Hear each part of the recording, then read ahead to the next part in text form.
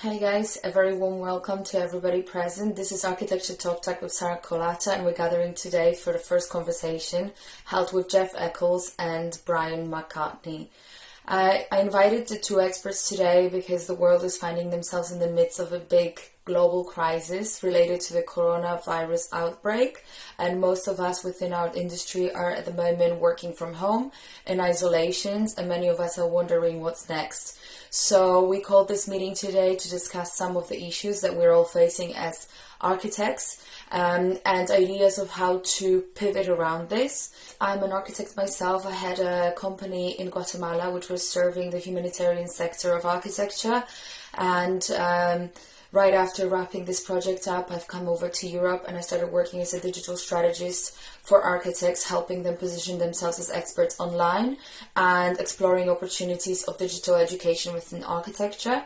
I help architects record their own online courses. I also run a blog called at Sara Kolata on Medium. I very much invite you to take a look in there. There is a lot of advice, especially for the times that we're living in right now, which is related to finding ourselves having to work remotely. Today, we've gathered here with two experts that have incredible expertise of working online, and I'm hoping that from their own experience, they'll be able to share with us some tips and advice as to how to transition into the times when we're basically being forced to turn completely digital with our businesses.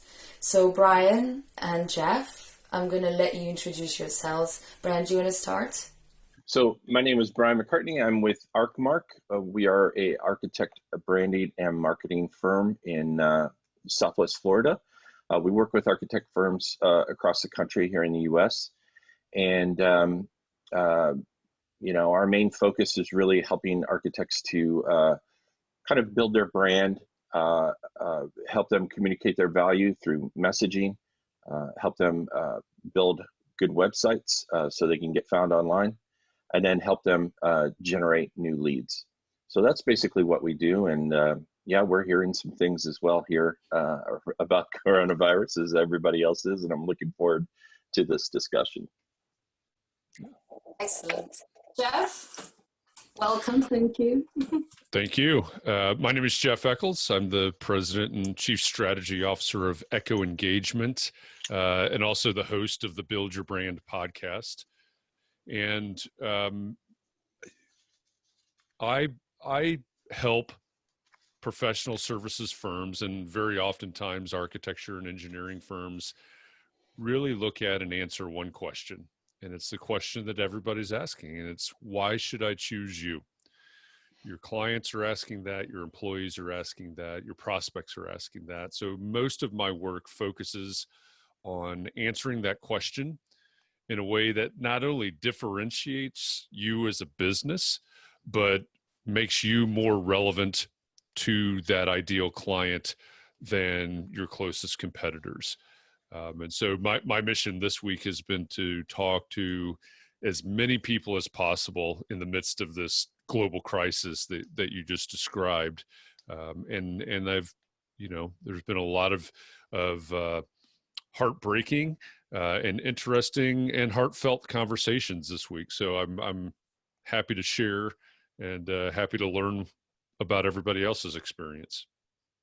Excellent. Thank you very much for your introduction. So as you see, we kind of decided to come together in order to discuss those subjects. And I think what is really interesting is that both Bryon and Jeff actually have a big following and connection within the architecture industry, and they have been reached out to by architects with questions, with concerns. And so this is the reason why we called this meeting, to discuss it, and perhaps with the help of this broadcast, we can actually reach out to people that are perhaps facing the same concerns and asking themselves what's next, right? Yeah. So really, and this is going to be the question to both of you, I'm curious about, what did you find to be the biggest roadblock right now for architects? I'll go if that's all right. It's interesting. I'm hearing different things, right? So from some of my clients, I'm hearing, we've already transitioned to working from home. Everybody, we wanted to be abundantly cautious and make sure that our people are safe. And so we've transitioned everybody out of the office. We're all, autonomous, and we're working efficiently that way. From others, I've heard that we weren't prepared for this. We aren't set up to work from home, so we're looking at that and trying to make that transition. I think, and then I've heard, just not directly but indirectly, I've heard from others who have said that you know they're not uh, they're not that concerned about this, and they're still in the office. They're still working and functioning just fine. Um, I think for me, this has been it's been an interesting week. I think my biggest question is what's going to happen over the weekend as we move into next week. What are we going to learn? There's just been so much uncertainty around this that I think a lot of people are just kind of trying to figure out where they are right now, um, trying to figure out the best course of action for themselves. And I think that's how you got to play it. You got to figure out what's going to work best for you and your team right now. And that's kind of where I'm putting things, and trying to advise people to just have your own plan, and try to think about what's coming next, and what you're gonna what's gonna cause you to make sudden shifts and pivots as you move forward. I think, to kind of continue on the same thought as Bryon, what I'm seeing is I guess I would describe it as sort of a spectrum, right? And if I were to try to categorize it a little bit, I would see that many people in medium and larger firms are looking at it and saying, okay, we're starting to figure this out. Maybe we had started preparing, maybe not, to what Bryon said. There Yeah. are some firms that, they're in very, very new territory right now, but many of the medium to larger firms are looking at it and saying, okay, this is what we think we can do to best protect our people and our clients and continue to serve our clients. And there's sort of this new normal, if you will, that's kind of shaking out. For smaller firms and smaller businesses in general, certainly, I'm seeing a lot of despair. I'm seeing a lot of people that are very worried. They don't have the capacity to endure a long-term shutdown or anything like that. And so I think that's sort of the spectrum that I'm seeing. Now, the common thread that I'm seeing and the things that we're talking about are the fact that as we're starting to figure this out, there will certainly be this dip. We're figuring out our people are home, they're on Zoom, they're calling in. Maybe we have shifts coming in and out of the office. However, we're handling this, so there's going to be this little dip in production, and figuring things out. But the idea that we can't just sit back and wait. This may be a quote unquote temporary situation, but there's going to be a timeline here. There's going to be some period of time where what we're seeing today is sort of the new normal. Is that a week long? Is that a month long? Is that 3 months long? We don't know. So the idea that we can't sit back, that we have to go out and and serve our clients, serve our customers, be those trusted advisors, that we have purported to be in the professional services world. And I think Bryon mentioned this a second ago, maybe find a pivot somewhere. And so they're having these conversations, and my theme for the day, I'm going to have a lot of conversations like this, just like both of you will, over the course of today. My theme for today that's coming from a lot of these conversations and questions is, how can we keep moving forward? How can we have these conversations with our customers and our clients and our partners without seeming like we're opportunists, without seeming like we're trying to be profiteers. We're trying to profit on someone else's bad situation. And um, I think that's a really good question, because obviously you don't want to come off that way, but you still have to be moving forward, and you still have to find a way to continue to run your business and continue to serve your customers and clients. The first prevention moment right now, where we all doing the social distancing, but it's really hard to really tell like how on the long run it will actually affect the business. And I think that a lot of architects actually are having to go back to that first step of like the kind of empty page or whiteboard, where you really ask yourself, why have I done all of this in the first place? Like, what was the reason why I created the business? And having architects reach out to you and mention some of the difficulties that they have been encountering, what was the main go-to kind of advice that you have suggested to them? Well, I think that's a really interesting question, because I had a conversation almost exactly like, the way that you just posed the question yesterday. And, um, without being too self-serving, it really takes me back to the Build Your Brand podcast. The whole premise behind that podcast is to look at, number one, to look at a brand that's very different from architecture firms. For season one, we selected Southwest Airlines, and to look at a brand and sort of pull it apart and deconstruct it and look for those lessons that an architect or another business owner, another small business type could learn from a great big, really well-known brand.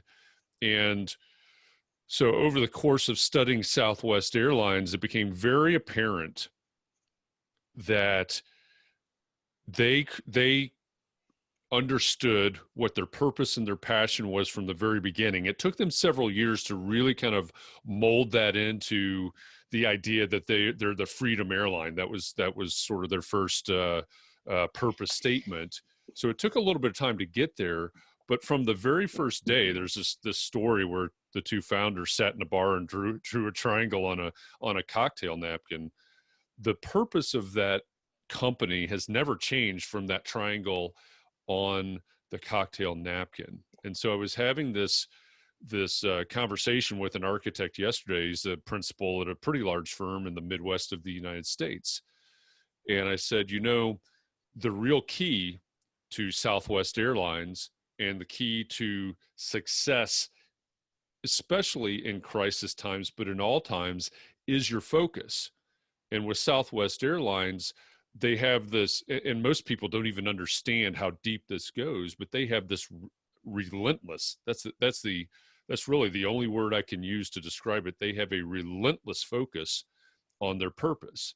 And so no matter who you are in the organization, and of course they train and empower their entire organization to make decisions and things like that, but everybody in the organization, whenever a question comes up, whenever there's something that needs to be dealt with, it's the first question is always, how does this relate back to our purpose? All decision making is based on that singular purpose. And I think in a time like this, no matter who you are, if, to your point, if you think back to why you started your firm and what your true purpose in serving your clients is, and let that be your guiding force, not to get too Star Wars on that, but sound a little bit like Yoda there. But having that relentless focus on your purpose and saying, in a time like this, what is it that I do for my clients? How is it that I serve my clients? How is it that I make my clients' life, business, whatever the context is, how is it that I make that better? And how does that inform us on the next step to take? And I think, so I appreciate you bringing up the question in that way, because I think that's something that a lot of times we don't think about. We think about, how are we going to survive this? What do we need to do to pivot, which we've already talked about.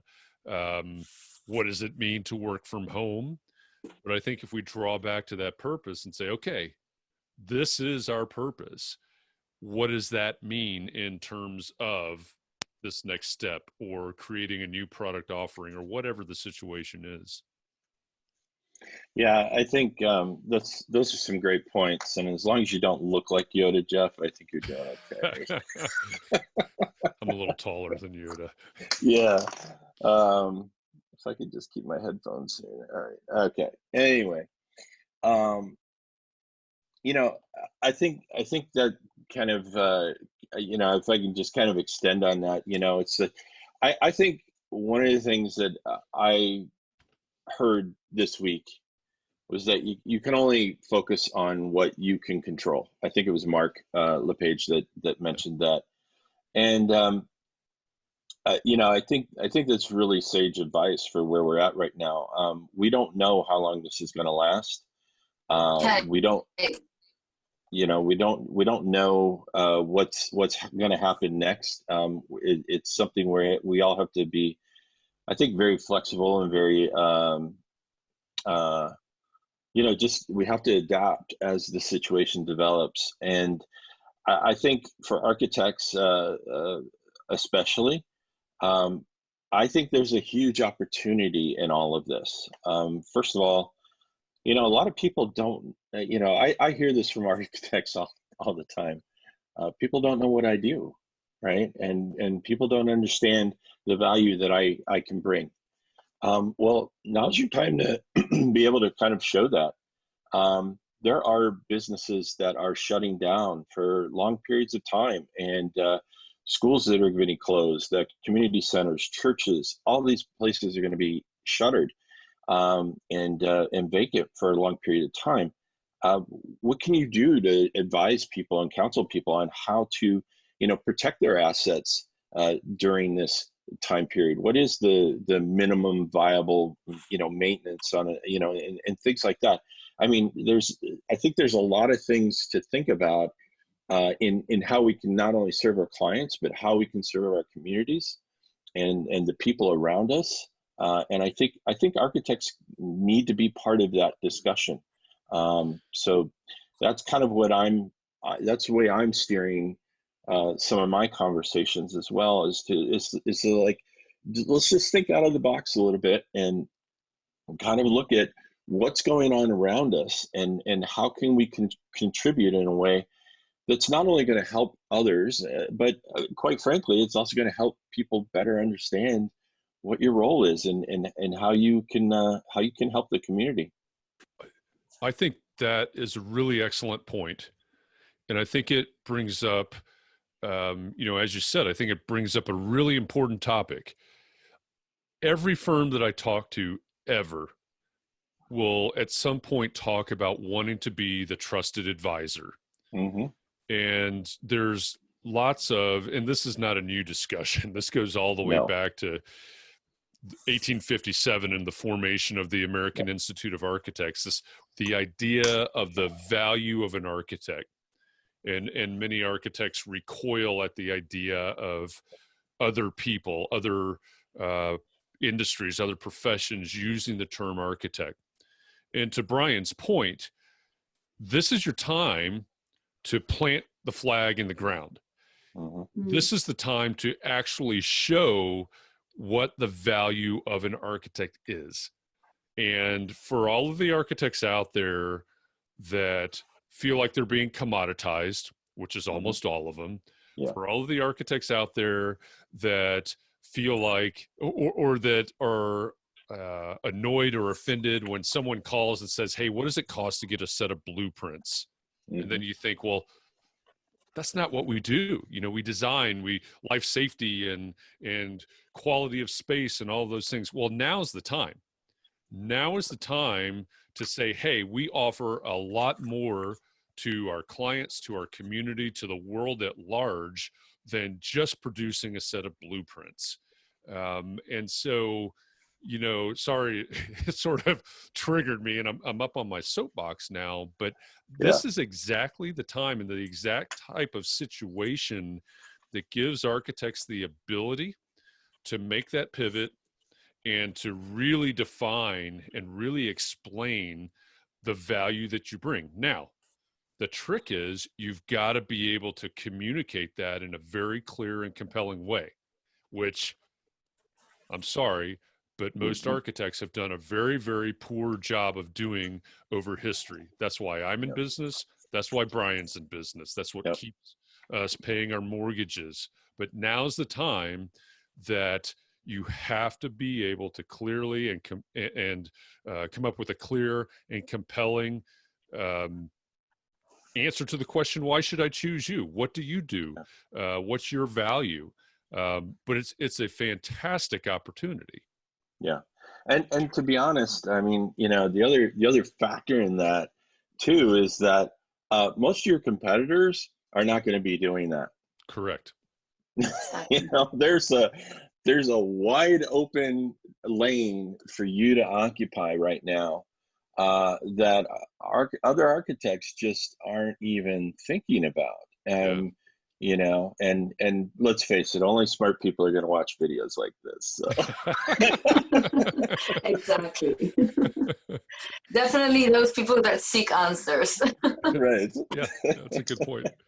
No, but actually, there's been some incredible points that you're making, because I hear you also as an architect, and that side of me says that we have such an incredible value to add to the community, right, that we serve.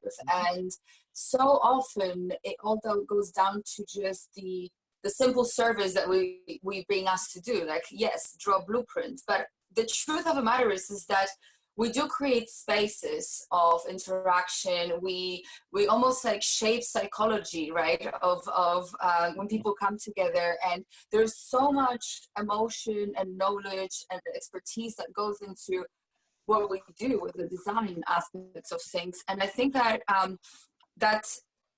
that point that you're making, to actually ask yourself, how can you be of value to your community within that moment of crisis? To have experience in humanitarian architecture.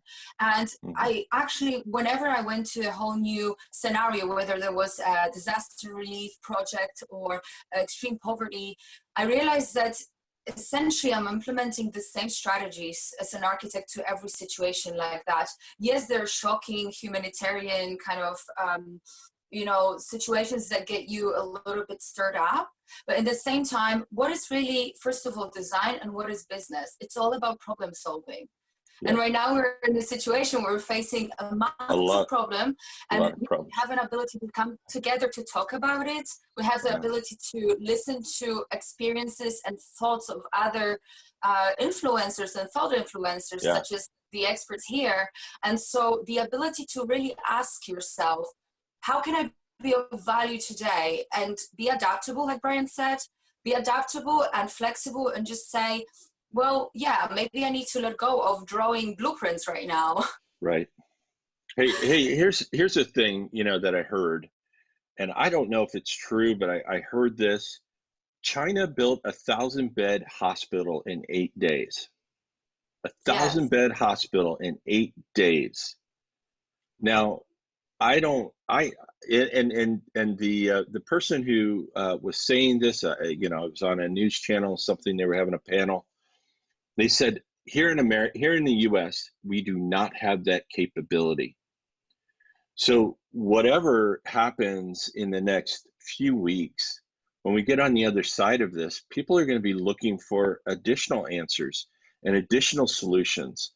And they're going to be like, you know, like, how can we do that? Like, how can we make that possible, that we could build a 1,000-bed hospital in 8 days here in the US when we really need it, when we go through a crisis like this? Because my guess, you know, you got, you know, wherever you stand on the environment, you know, the ice caps are melting. They say that, you know, new bacteria, new pathogens are being released as a result of that. If that's true, there's more of this stuff coming our way. This is just a wake-up call, is what some people are saying. So we have to be prepared. And how can architects contribute to those discussions going forward as well? So it's I think it's really important to just ask yourself, how can you today kind of provide a solution to whatever the new challenges that we face within our communities, maybe not on a Yeah. global scale, but within our community. And by being able to be the first one there, right, there's so much more that can come from this. But it's about kind of shifting the consciousness around it a little bit. So instead of complaining on what was just lost, being able to make that pivot, and it comes from the inside. It's like a decision you make. I won't be crying over spilled milk. I'm gonna look for opportunities. Yeah, it's interesting. You know, when we talk about commoditization, and I get into those kind of conversations a lot. When we think about commoditization, which is really defined by if you look the same and sound the same and act the same as everyone else. Now, when I say that, you look the same, sound the same, and act the same as everyone else, you're going to say, well, of course I'm different. Well, the problem is in the world economy, you don't get to be the judge of that. Your clients and your prospective clients go, oh, well, does this firm look, sound, and act the same as the others? They're judging whether or not you're different, whether or not you're relevant. And so in that world of commoditization, it often comes after a disruption, right? And so we think about who have been disruptors over the last, let's just say, 6 years. Uber disrupted transportation. Carvana is disrupting car sales. Southwest Airlines, going back to when they were founded in 1967, they disrupted air travel. Maybe most of us didn't think about a virus like this being a big disruptor, but the point is, if you are not the disruptor, you are going to be disrupted. And the truth of all disruptors are, to Sarah's point, they take a different mindset. They look at the business, they look at the environment, they look at the context that they're in a different way. Uber looked at transportation not as how can we do taxi cabs better, but how can we move people around faster and more conveniently. Carvana, how can we make buying a car more transparent and more convenient. Southwest Airlines, they were competing with ground transportation, not other airlines. So as an architect, when you hear China built, a hospital like that in 8 days, and you go, oh my gosh, there's no way we can do that. Why not? Mm-hmm. What are the barriers to getting there? And is that even really the point? Maybe the point is, how do we provide human services for other humans in the most convenient and most cost-effective way? Or if you don't want to bring price into that, what's a different way to look at the business model? That's the only way to disrupt the system that we're in right now. Yeah. There's no way in the world the architects of the United States are going to make a minor pivot and suddenly be able to design and build a hospital like that in 8 days. It's not going to happen. It's going to take a major disruption in the way that we think about business. And now's the time to do that, because the coronavirus crisis is bringing disruption upon you. So the question is, how do you respond? How do we think about having a stronger business when we come out of the other side of this, whenever that is? And it's got to go back to, again, it's not about you. It's not about your firm. It's about the people that you serve. So what's that purpose that you have to serve the clients that you have, or maybe new clients? But what is that purpose, and how do you change your mindset to a way that's completely focused on that and drives business as you know it in a different direction? Exactly. I kind of subscribe, something you said, it reminded me of something that, I was always told that the best way through a bad situation is to figure out what you want as an outcome after that situation is over. Yeah. And I think that's That's I think a lot of people are really, we're in the start of it. It's like they're just trying to figure out, okay, what's going to happen? What do I need to prepare for? But I think as this thing, I mean, it looks like this is going to be more than a few weeks kind of situation. There is going to be a beginning, a middle, and an end.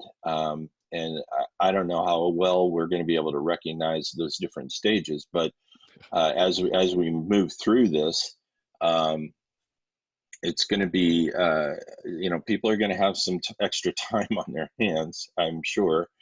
And this is a really good time to reflect on, you know, what can you bring to this discussion? What can you do for your community? How can you be of service and help to people? I think that's a really important thing, and it's certainly something that we're going to be thinking about as we move forward as well. Sure, and I think that one of the things that Jeff, you mentioned before about, that inner voice saying, I don't want to be opportunistic here. I think it's a very valid point, but I also think that it's really important to think, when there is a need, there is a solution, right? And Yep. sometimes that solution won't come if you do not step up your game and actually, present it to the world. So I almost feel like it's our moral obligation to put our talents out there, to put our voice out there, and to, if we do hold an ability to come up with a solution, to actually do it, right? And Yeah. so I think that no matter who you are, it's a human aspect to always, be maybe hold yourself back in this kind of moment of despair, thinking, well, I don't want to, act up but actually that's exactly what's needed in this situation. The idea of being an opportunist or a profiteer or whatever word you want to use really assumes that you're going into the situation to take something out for yourself without delivering any value. Yeah. And you said it very, very well. You owe it to yourself and you owe it to the world, if we want to say it that way, to add value and to make things better. And so if you go into the situation and you add value, that's not being opportunistic. That's not being a profiteer. That's bringing value. It's bringing the things that the people you serve need. Exactly. My friend Sean Van Dyke, who hopefully is going to be on our call later this afternoon when we do our group call. He's got a great model that he created, and it was, and I can't, I'm going to see if I can find a screenshot for it, but, we are in a group together, a mentor group, and the discussion came up yesterday.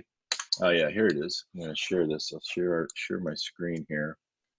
Sean and I are in this group together with Brad Martineau from 6th Division, and so Sean was sharing this diagram, and I wish I had the full thing, but so when you take value out, right, this ball kind of leans to the left here, right? And so you're taking profit, and you're selling something, you're taking profit, but you're not providing any value. So then this kind of leans to the left, and you become a fraud, right? It's like, you're ripping people off basically. And then when this goes to the right, you've got the value, but you're not making profit. That becomes a charity. And so the idea is that you want to have a balanced business, right? And I thought that was a really interesting concept. When we're in this situation that we're in, yes, you want to be out there providing value. You got to weigh that against what that means for your business, for you, for your time, for for all the other things. I mean, I will counsel everybody that you should take care of yourself first, because you can't provide value if you're not taken care of. But once you get beyond that, you have to kind of set your priorities. Like what are my priorities? It's, probably your family, your business, your maybe your community, however you stack that. And what we were talking about when Sean was sharing this, it was really interesting. That diagram just clarified for me a lot of things. There's a lot of business out there that provide a ton of value, but they don't take care of the business side. And so they end up becoming, that charity, like they're giving it away. You've got others that are on the other side that are charging a lot, but they aren't providing that value, right? That kind of, I don't know, fraud's a strong word, but it's quite a spectrum. Yeah, fraud to charity. Yeah, it's a big spectrum. I mean, I don't think it's it kind of implies some intention, which I don't think is always there. But what Brad was saying, what our mentor was saying was, he's launching a new program April 1st. And it's a high ticket program. It's not cheap, I mean, I don't consider it cheap. It's $500 a month. And the thing is that he said, listen, I'm not going to be apologetic about it. We have a ton of value that we can provide to our participants. And, I have every faith that you're going to get a ton of value from this program. But, I got to be realistic. I've got people that I employ. I've got a family to feed. I've got a business to run. And so I don't have the capability to be able to just say, here, everybody, here it is for free. But what he did was he said, but listen, if you can't afford $500 a month, I'll provide the same program at $250, but I just won't give you all the extras that I was going to give you, right? And so there's different ways that we can kind of look at how we can provide value, right? We don't have to just say, hey, X is how much I make an hour, and then that's what I'm going to do. There's different things that we can add in, different things that we can, different ways we can structure how we're bringing value, both to our clients, to our community. There's different ways that we can work through this situation and still contribute, still provide value, still be somewhat profitable, hopefully, and come out of this with what I call like a win-win situation, right? Yeah, exactly. I think that an ability to be able to price your service is very important. And when you are lacking that, you kind of make people around you feel awkward when it comes to the moment when you kind of start talking about it, and it's like not landing anywhere. And what I have experienced is that the awkwardness comes from the fact that it kind of feels like you don't know how to value yourself. Yes. And self-love is kind of like the basis of being able to come out to people and give value to others, so it's really important to have that relationship established with yourself first. And I'm actually grateful for people that know how to value themselves, because it's a good example for me. And I think that this capitalistic approach has been frowned upon too much, but I think when you find peace within your business and with yourself, and with the years of education you put into it, years of exposure to mentors, and years of research and reading books about the subject, and then you become an expert. If you think about the journey that you've undergone, it has the value, just that point along. So I think it's really important to make peace with it, and whether it is, the meaning of it all is that right now, perhaps you need to pivot, find a new way of adding value to your community, and put a whole new price tag onto it. I think that's okay. It's totally okay to do that. Yeah. I mean, that price versus value discussion is really interesting, and the way that I like to think about it and teach about it, I suppose, is what value does what you do bring to your ideal client? Now, in the architectural profession, there are a lot of people that base everything on an hourly rate. Mm-hmm. And I think that's wrong. And so now all the hate mail can come. But yeah, I'm with you. Me too. Absolutely. Yeah. But so many people, and some people use it to structure their proposal and things like that. And I get it. I understand it. I worked in firms for 25 years. I understand the metrics. But if we go to a client and say, listen, I'm going to deliver this to you for X number of dollars per hour, you're saying that the only thing that you value or I value is my time, which is important. But you need to base the value of whatever it is that you do on their outcome. Mm-hmm. And so I like the example that Bryon just used with the $500 versus the $250. If the value of that program is $500 a month, the way it's built out, that's great.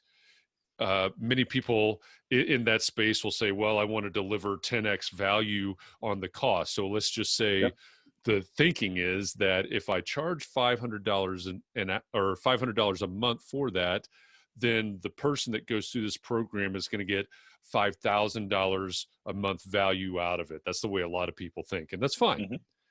Now, to drop it down to $250, he said, I'll do it for $250, but I'm going to take this out of it and that out of it and that out of it. Perfect.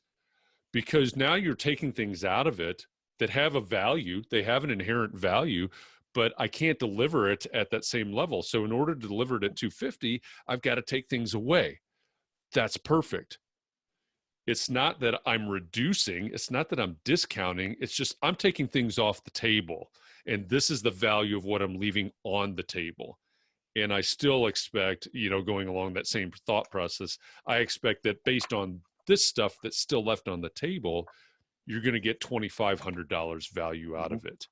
And that's the way people need to think about this is don't discount things. Change the offering, change the scope, change the actual value, and the value still got to be there, but change the actual value of the offering. If you have to reduce the cost, then the scope, the value, the whatever has to change with it. And that's a trap that a lot of people fall into. I know, Sara, when you and I talked the other, I guess it was yesterday, we talked for a minute about Blair Inn's book, Win Without Pitching Manifesto. And there's a really good discussion about value and discounting and things like that in that book. I'd encourage anybody in a design profession to check that out. Amazing. Well, I think we've gone for an hour. Thank you so much, both of you, for your time. I think that it's been so interesting, actually, to talk about those things. I kind of wanted to ask the simple questions that the people are wondering about. And I think that we covered quite an interesting spectrum of subjects. I'm sure we can do it again. And I'm really hopeful that for anybody who listens into this as well, that we can start a discussion about this. We are all very much interested to hear how you're finding this moment of isolation, what difficulties are you facing, and how are you pivoting around those? If there is any opportunities, again, what opportunities do you locate? What do you feel could be a good way to adapt right now as an architect to serve value to your community? And check this place out for more of these kind of conversations.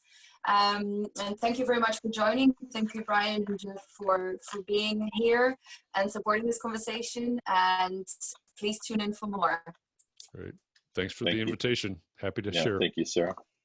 Thank you, guys. Thanks.